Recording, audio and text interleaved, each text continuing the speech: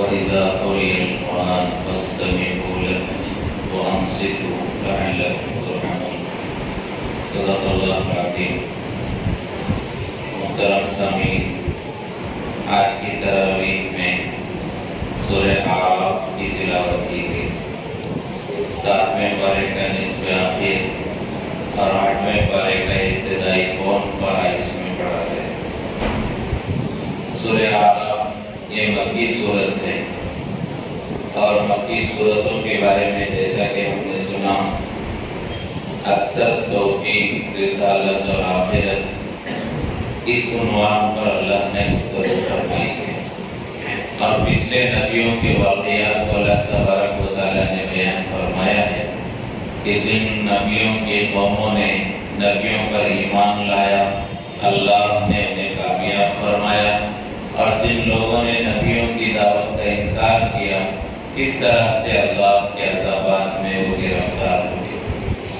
اس سورہ اعراف کی ابتدا میں اللہ تبارک و تعالیٰ نے قرآن کی حقانیت کو بیان فرمایا، پھر اس کے بعد اللہ تبارک و تعالیٰ حضور پاک صلی اللہ علیہ وسلم کو یہ دلاسا دے رہے ہیں اور یہ ہمت دے رہے ہیں کہ اے نبی، یہ مکے والے جو بہت سارے لوگ آپ کی دعوت کا انکار کر رہے ہیں، آپ اس پر غم زدہ نہ ہوں، آپ اس کے بارے میں فکر نہ کریں، غمگین نہ ہوں۔ دعوت دینا آپ کا کام ہے، جس کے حق میں ہدایت ہوگی، جسے میں ایمان کی دولت نصیب کرنا چاہوں گا، اسے ایمان کی دولت ملے گی اور وہ آپ کی دعوت قبول کرے گا۔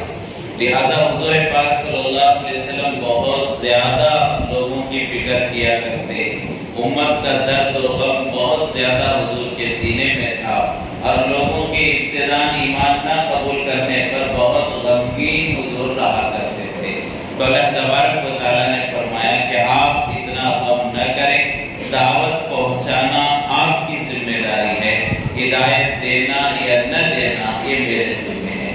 پھر آگے اللہ تبارک و تعالیٰ نے سورہ اعراف میں آدم علیہ السلام اور ابلیس اور شیطان کا واقعہ بیان فرمایا۔ پورا واقعہ جو بارہ ہم سنتے ہیں کہ کس طرح سے ابلیس اور شیطان نے آدم علیہ السلام اور حوا علیہ السلام کا ذہن بھڑکایا، اور اس سے پہلے بھی حضرت آدم علیہ السلام کے سجدہ کرنے سے ابلیس نے انکار کیا۔ تو گویا کہ حضرت آدم اور ابلیس کا واقعہ مفصل اللہ تبارک و تعالیٰ نے سورہ اعراف کے اندر تذکرہ فرمایا۔ اس کے علاوہ بھی بہت سارے مقامات پر حضرت آدم علیہ السلام کا تذکرہ کیا گیا ہے۔ آخر کیا وجہ ہے کہ حضرت آدم علیہ السلام کا تذکرہ اللہ نے تفصیل کے ساتھ سورہ اعراف میں بھی دوسری جگہ پر بھی بیان فرمایا، اور شیطان نے کیسا سجدہ کرنے سے انکار کیا اور کیسے شیطان نے حضرت آدم علیہ السلام کو بہکایا، اسے اللہ نے بار بار کیوں بیان کیا؟ تو علماء اس کی وجہ یہ بیان فرماتے ہیں، ہم اس واقعات کو سنیں اور پڑھیں اور یہ فکر کرنے کی کوشش کریں کہ جیسے ہمارے والد محترم آدم کو شیطان نے بہکایا تھا، ویسے ہی وہ ہمیں بھی بہکانے کی کوشش کرے گا۔ جس طرح شیطان نے انہیں جنت سے نکالا اور جنت کی نعمتوں سے محروم کیا، ہمیں بھی ایمان اور جنت میں لے جانے والی چیزوں سے، نیکیوں سے وہ بہکانے کی اور دور کرنے کی کوشش ضرور کرے گا۔ تو ہمیں چاہیے کہ ان سے بچتے رہیں۔ تو بار بار حضرت آدم کا اور شیطان کا واقعہ اللہ بیان فرماتے ہیں تاکہ ہم اپنے آپ کی حفاظت کریں، شیطان کو اپنا دشمن مانیں اور اس سے بچنے اور اس کے مکر و فریب اور اس کے دھوکے میں آنے سے اپنے آپ کو بچانے کی فکر کریں۔ پھر آگے اللہ تبارک و تعالیٰ نے موسیٰ علیہ السلام کے واقعات کو بیان فرمایا کہ بنی اسرائیل نے موسیٰ علیہ السلام کے ساتھ کیا زیادتیاں کی اور کس طرح سے موسیٰ علیہ السلام نے قربانیاں دی ہیں، ان کا تذکرہ اللہ نے فرمایا۔ اور یقیناً موسیٰ علیہ السلام کی قربانیاں وہ بہت بڑی قربانیاں ہیں، اس لیے کہ موسیٰ علیہ السلام کو جو تکلیفیں پہنچی ہیں اور جو حالات آئے ہیں وہ انہیں اپنے ہی لوگوں کی طرف سے حالات آئے ہیں، اور جب اپنوں کی طرف سے حالات آتے ہیں تو انسان کو بہت زیادہ غم ہوتا ہے۔ اسی لیے حضور پاک صلی اللہ علیہ وسلم کے بارے میں آتا ہے، جب حضور پاک صلی اللہ علیہ وسلم ہجرت کر کے مدینہ آئے اور مدینہ منورہ میں حضور پاک صلی اللہ اللہ علیہ وسلم نے جو ہے اللہ کی تعلیمات کو زندہ فرمایا اور اسلامی احکامات کو جو ہے شروع کیا، تو اس موقع پر اللہ کے رسول پاک صلی اللہ علیہ وسلم نے ایک غزوے میں جو مال غنیمت آیا تھا، کافر و مشرکین کا جو مال جو ہے مسلمانوں نے لیا تھا، وہ مال غنیمت تھا، اس میں سے حضور پاک صلی اللہ علیہ وسلم نے کچھ 9 مسلموں کو ان کی دلجوئی کے لیے زیادہ دیا تھا، کچھ 9 مسلموں کو حضور پاک صلی اللہ علیہ وسلم نے، تاکہ ان کی دلجوئی ہو جائے اور ان کے جو ہے دل میں ایمان کی عظمت بیٹھ جائے اور ایمان پکا ہو جائے، حضور نے کچھ زیادہ مال انہیں دے دیا۔ تو بعض مدینے کے جو انصاری صحابہ تھے وہ حضور پاک صلی اللہ علیہ وسلم کے بہت قریب تھے اور حضور سے بڑی محبت کرنے والے تھے، ان میں سے انصاری صحابہ میں سے مدینے کے صحابہ میں سے کچھ نوجوانوں نے یہ کہا کہ اللہ کے رسول پاک صلی اللہ علیہ وسلم نے انصاف نہیں کیا ہے، ہمیں کم دیا اور ان کو حضور نے زیادہ دے دیا۔ تو بعض نوجوان انصار کے انہوں نے کہا کہ حضور نے انصاف نہیں کیا اور ہمیں کم دے کر انہیں زیادہ دیا۔ تو یہ بات حضور پاک صلی اللہ علیہ وسلم تک پہنچی تو حضور پاک صلی اللہ علیہ وسلم نے فرمایا میں قیامت تک انصاف قائم کرنے کے لیے آیا ہوں، اور اگر میں ہی انصاف نہ کروں تو کون انصاف کرے گا؟ لہذا حضور پاک صلی اللہ علیہ وسلم نے انصار کے ان نوجوانوں کو جو غلط فہمی ہوئی تھی اس کو دور کیا، لیکن غم حضور کے دل میں تھا، اس لیے کہ جو اعتراض کیا تھا وہ حضور کے اپنے تھے۔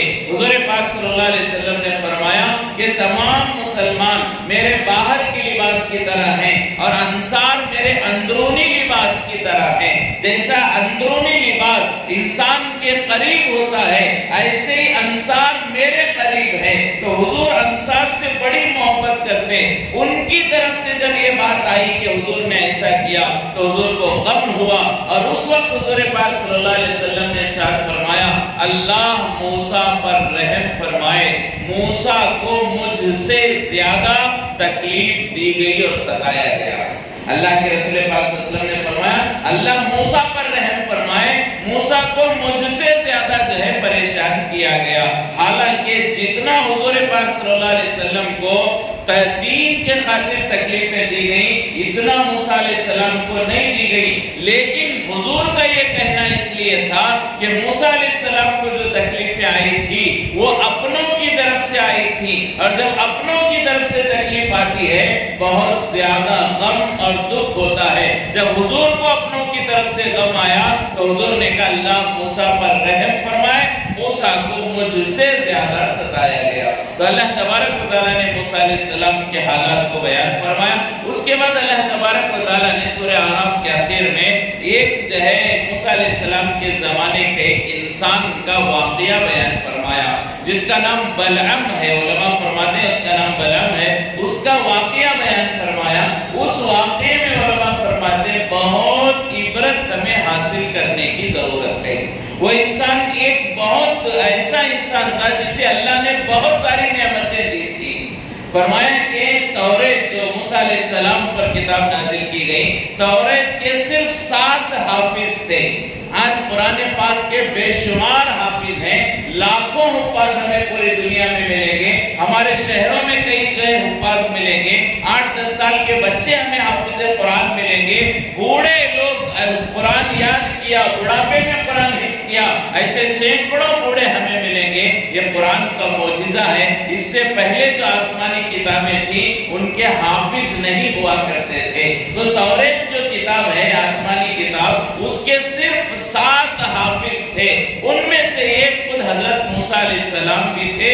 موسیٰ علیہ السلام کے علاوہ علماء فرماتے ہیں 6 حافظ تھے، تو ان 6 حافظوں میں ایک حافظ یہ بلعم تھا جس کو اللہ نے اتنی بڑی نعمت دی کہ توریت کو یاد کرنے کی اللہ نے توفیق دی، اور دوسری نعمت یہ دی گئی تھی کہ اللہ نے اسے اسم اعظم بیان فرمایا تھا جس کے ذریعے سے جو بھی دعا مانگی جائے اسم اعظم کی برکت سے اللہ اس دعا کو ضرور قبول فرماتے ہیں۔ تو اس بلعم کو اللہ نے توریت یاد کرنے کی توفیق عطا فرمائی، حافظ بنایا، اور مستجاب الدعوات جس کی دعا قبول ہوتی ہے ایسا مقام اللہ نے اس آدمی کو نصیب فرمایا۔ واقعہ اللہ تبارک و تعالیٰ فرماتے ہیں کہ جبارین قوم تھی، انہوں نے موسیٰ علیہ السلام کی نافرمانی کی تو اللہ تبارک و تعالیٰ نے کہا کہ جاؤ انہیں سمجھاؤ، اور اگر وہ نہ مانے تو پھر اللہ کا عذاب آئے گا۔ تو جب موسیٰ علیہ السلام نکلے تو اس قوم کو معلوم ہوا کہ موسیٰ علیہ السلام آ رہے، اور اگر ہم نے انکار کیا تو پھر ہم ہلاک ہو جائیں گے۔ تو وہ قوم والے اس بلعم کے پاس جو حافظ تھا اور جسے جو ہے مستجاب الدعوات بنایا گیا تھا، اس کے پاس گئے اور جا کر اس سے کہا کہ تم موسیٰ کے خلاف دعا کر دو۔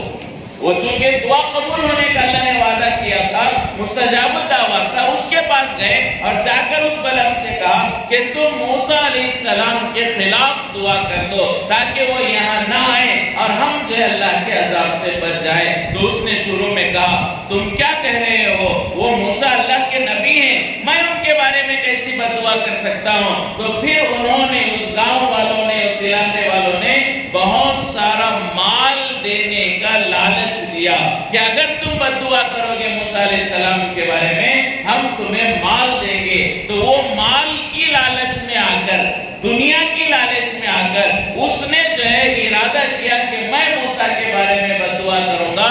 جیسے ہی اس نے بد دعا کرنے کا ارادہ کیا، ہاتھ اٹھائے، اللہ تبارک و تعالیٰ نے فوراً اس کی زبان کھینچ لی۔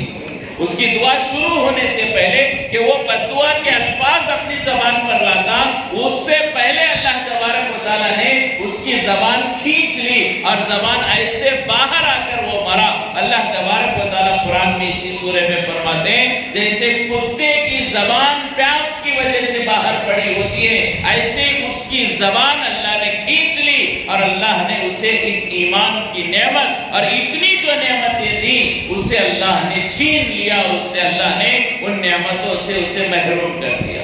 تو فرمایا کہ بے شمار نعمتیں اللہ نے دی تھیں، لیکن مال کی لالچ میں آ کر اس نے وہ سب نعمتیں گنوا دی۔ تو یہ عبرت علماء فرماتے ہیں کہ اللہ انسانوں کو نعمت دیتے ہیں، اب ہماری ذمہ داری ہے کہ ہم ان نعمتوں کو باقی رکھنے والے اعمال کریں۔ خاص طور سے ایمان یہ بہت بڑی نعمت ہے، ہم اس بات کی فکر کریں کہ موت تک ہمارا ایمان محفوظ رہے، جب دنیا سے جائیں تو یہ سرمایہ ہمارے ساتھ رہے، اس کی فکر کرنے کی ضرورت ہے۔ ایمان کو بہت سارے گناہ ایسے ہیں جو ایمان کو خطرے میں ڈالتے ہیں، بہت سارے کبیرہ گناہ ایسے ہیں جن کی وجہ سے ایمان سلب ہو جاتا ہے، چھین لیا جاتا ہے۔ تو ہمیں چاہیے کہ ان سے بچنے کی کوشش کریں۔ وہب ابن منبہ رحمت اللہ علیہ بہت بڑے اللہ والے گزرے ہیں، انہوں نے بنی اسرائیل کے ایک بزرگ کا واقعہ نقل فرمایا کہ بنی اسرائیل میں ایک عابد تھے، شیطان نے کئی سال محنت کی کہ انہیں بہکائے، لیکن شیطان کامیاب نہ ہو سکا۔ بالآخر شیطان نے کہا کہ میں تم سے دوستی کرنا چاہتا ہوں۔ تو اس جو ہے بنی اسرائیل کے عابد نے کہا، بزرگ نے کہا شیطان اور میں دوستی یہ نہیں ہو سکتا، میں تو اللہ کا بندہ ہوں اور تو اللہ کا دشمن ہے، اللہ کے بندے اور اللہ کے دشمن کے درمیان دوستی کہاں سے ہو سکتی ہے؟ تو بالآخر ان کے قربانیوں کی بنیاد پر، اس عابد کے ایمان کی بنیاد پر اس نے، شیطان نے کہا کہ میں جاتے ہوئے تجھے یہ بتلانا چاہتا ہوں کہ میں انسانوں کو کیسے بہکاتا ہوں اور کیسے ان سے ایمان کی نعمت چھین لیتا ہوں، وہ کون سے گناہ ہیں جن کی وجہ سے ایمان چھن جاتا ہے۔ تو شیطان نے 3 چیزیں بیان فرمائی۔ پہلی چیز بیان فرمایا کنجوسی کے ذریعے سے ایمان جاتا رہتا ہے۔ شیطان نے فرمایا کہ بنی اسرائیل کے عابد کو میں انسان کے دل میں کنجوسی پیدا کر دیتا ہوں، مال کی محبت پیدا کرتا ہوں۔ جب مال کی محبت دل میں آتی ہے، اللہ کی محبت کم ہوتی چلی جاتی ہے، دین کی محبت کم ہوتی چلی جاتی ہے، اور یہ کنجوسی اور یہ بخل اسے جہنم تک لے جاتا ہے۔ لہٰذا کنجوسی میں میں مبتلا کرتا ہوں۔ تو یہ عام طور پر آج ہمارے یہاں بھی دیکھنے میں آتا ہے کہ مال کی محبت اور کنجوسی ہمارے دلوں میں ہوتی ہے، یہ ایمان کو نقصان پہنچانے والی چیز ہے۔ اس لیے کہ حضور پاک صلی اللہ علیہ وسلم نے فرمایا کنجوس انسان اللہ سے دور ہوتا ہے، فرشتوں سے دور ہوتا ہے، انسانوں سے دور ہوتا ہے، جہنم کے قریب ہوتا ہے۔ اسی طرح ایک دوسری روایت میں فرمایا گیا کہ سخاوت مال خرچ کرنا ایک جنت کی ٹہنی ہے. جو سخاوت کو مال خرچ کرنے کو اپنائے گا وہ جنت میں پہنچ جائے گا. اور کنجوسی یہ جہنم کی ایک ٹہنی اور شاخ ہے. جو کنجوسی کو پکڑ لے گا وہ جہنم میں چلا جائے گا. تو شیطان نے جو ہے یہ پہلی چیز بیان فرمائی, میں مال کی محبت پیدا کر دیتا ہوں, کنجوسی اس کے اندر پیدا کر دیتا ہوں, جس کی وجہ سے عرصے میں تھوڑے دنوں کے بعد وہ ایمان کی نعمت سے محروم ہو جاتا ہے. مال کی محبت سب سے بڑھ کر بن جاتی ہے, یہاں تک کہ مال کے لیے اللہ کو ناراض کرنا بھی اس کے لیے آسان ہو جاتا ہے. تو کنجوسی سے بچنے کی ضرورت ہے. علامت کیا ہے کنجوسی میرے اندر پائی جاتی ہے یا نہیں ہے؟ تو شیخ عبد القادر جیلانی رحمۃ اللہ علیہ نے اس کی ایک نشانی بیان فرمائی ہے کہ میرے دل میں کنجوسی ہے یا نہیں ہے. اسے دیکھنے اور پہچاننے کا طریقہ ہے کہ حضرت شیخ عبد القادر جیلانی رحمۃ اللہ علیہ فرماتے ہیں, اگر جو میرے پاس ہے, جو کچھ مال میرے پاس ہے, یہ مجھے کم نظر آتا ہے, تھوڑا نظر آتا ہے, تو یہ کنجوسی کی علامت ہے. اور جو میرے پاس ہے اس پر مجھے اطمینان ہے کہ اللہ نے مجھے بہت ساروں سے اچھی زندگی دی ہے, تو یہ کنجوسی نہ ہونے کی علامت ہے. اور اگر اپنا مال کم نظر آئے تو یہ کنجوسی اور بخل کے ہونے کی علامت ہے. تو ہمیں اپنے گریبان میں جھانکنے کی ضرورت ہے. جس حال میں اللہ نے رکھا ہم اس حال میں راضی ہیں, وہ مال ہمارے لیے کافی نظر آتا ہے, ہم اس پر قناعت کرتے ہیں, یا وہ مال ہمیں تھوڑا نظر آتا ہے, یہ غور کرنے کی ضرورت ہے. تو شیطان نے دوسری چیز جو بیان فرمائی وہ یہ کہ غصہ, میں غصے کے ذریعے لوگوں سے ایمان چھین لیتا ہوں, کہ غصہ بھی ایمان کو نقصان پہنچانے والا جو ہے عمل ہے. غصے سے انسان کی نیکیاں برباد ہو جاتی ہیں. حضور پاک صلی اللہ علیہ وسلم نے فرمایا کہ جیسے بہت سارے شہد میں تھوڑا سا ایلوا ڈال دیا جائے پورا شہد کڑوا ہو جاتا ہے, ایسے ہی غصہ تمام نیکیوں کو بگاڑ دیتا ہے. تو غصے سے بچنے کی ضرورت ہے. آج معاملہ ہمارا ایسا ہے کہ ہم اپنی بیوی پر, ہم اپنے بچوں پر, ہم اپنے نوکروں پر, ہم اپنے سے چھوٹوں پر, یہاں تک کہ بعض مرتبہ ماں باپ پر بھی ہم غصہ کرتے ہیں اور ماں باپ پر بھی ناراضگی کا اظہار کرتے ہیں. یہ غصہ یہ اللہ کو ناپسند عمل ہے, اور یہ غصہ ایمان کو اور نیکیوں کو ختم کرنے والا ہے. اس سے بچنے کی ضرورت ہے. شیطان نے ایک تیسری بات جو یہ کہی وہ یہ تھا کہ آدمی کو اس کا اچھا ہونا میں سمجھا دیتا ہوں. یہ اس کے دل میں آتا ہے میں اچھا ہوں, میں دیندار ہوں, اور میں ماشاءاللہ ہوں, اور دوسرے لوگ گنہگار ہیں. یہ اس کے دل میں بات پیدا کر دیتا ہوں. ایک وقت وہ آتا ہے اس کی وجہ سے وہ نیکیوں سے محروم ہوتا ہے, دوسروں کی برائی کرتا ہے, اور خود جو ہے ایمان سے اور اعمال سے محروم ہو جاتا ہے. تو تیسری چیز جو بیان فرمائی کہ اپنے آپ کو اچھا سمجھنا, دوسروں کو برا سمجھنا, یہ ایک بہت بری بیماری ہے کہ ہم اپنے آپ کو اچھا سمجھیں اور دوسروں کو گنہگار اور برا, حقیر اور کمتر سمجھیں. یہ بہت بری بیماری ہے. یہاں تک کہ علماء نے فرمایا کہ خنزیر کھانا حرام ہے, خنزیر کھانا حرام ہے, لیکن خنزیر کو برا نہ سمجھے, وہ بھی اللہ کی مخلوق ہے, اسے حقیر نہ سمجھے. اگر وہ ناپاک ہوتی اور حقیر ہی ہوتی اللہ کیوں پیدا کرتے؟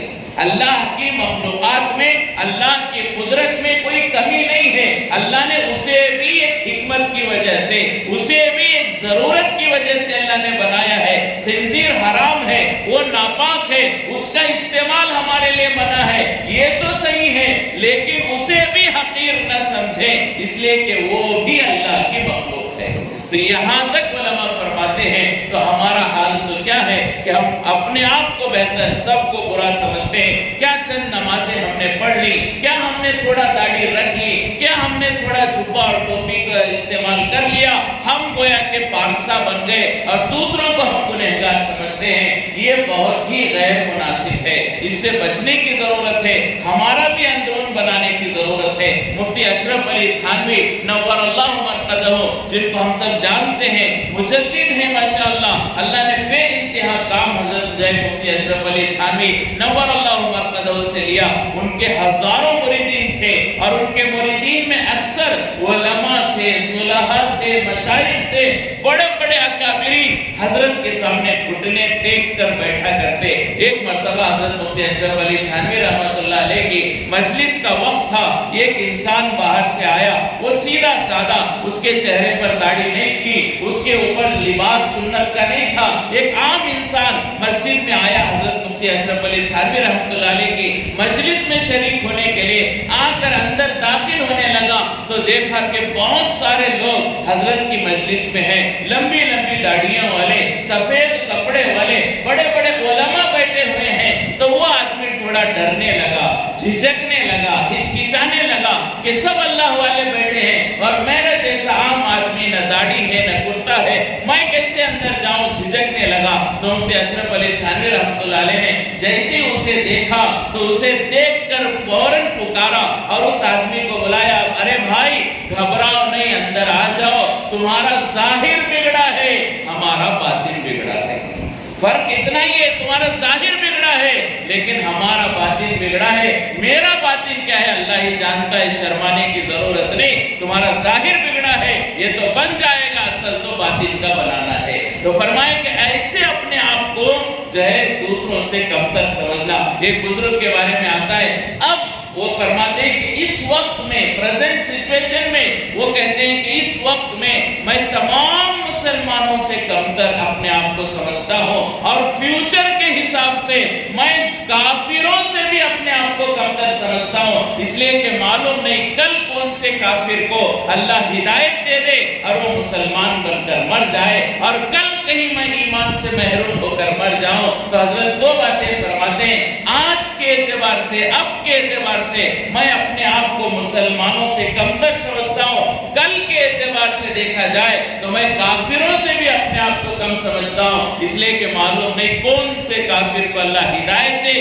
اور وہ جہنم سے بچ کر جنت میں جانے والا بن جائے۔ تو اپنے آپ کو کمتر سمجھنا یہ ایمان کی حفاظت کا ذریعہ ہے۔ تو ایک ایمان بہت بڑا سرمایہ ہے۔ بے شمار واقعات قرآن میں، حدیثوں میں بیان کیے گئے کہ کچھ غلطیوں کی وجہ سے اللہ نے ایمان چھین لیا ہے، اس سے ڈرنے کی ضرورت ہے۔ ہم جو ہے ماں پیٹ مسلمان ہیں، مادر ذات مسلمان ہیں، تو فخر کرنے کی بات نہیں، ڈرنے کی ضرورت ہے۔ موت تک یہ اسلام باقی رہے اور ان گناہوں سے بچیں جن سے ایمان خطرے میں آتا ہے۔ اللہ تبارک و تعالیٰ سے دعا ہے کہ اللہ تبارک و تعالیٰ ہم تمام کو جو ہے ایمان کی عظمت سمجھنے کی توفیق نصیب فرمائے اور وہ تمام کام اور وہ تمام گناہ جن سے ایمان خطرے میں پڑ جائے اور ایمان کمزور ہو جائے اور ایمان چھن جائے، ان تمام گناہوں سے اللہ ہم سب کی، ہمارے گھر والوں کی، اولادوں کی، نسلوں کی، پوری امت کی اللہ حفاظت فرمائے۔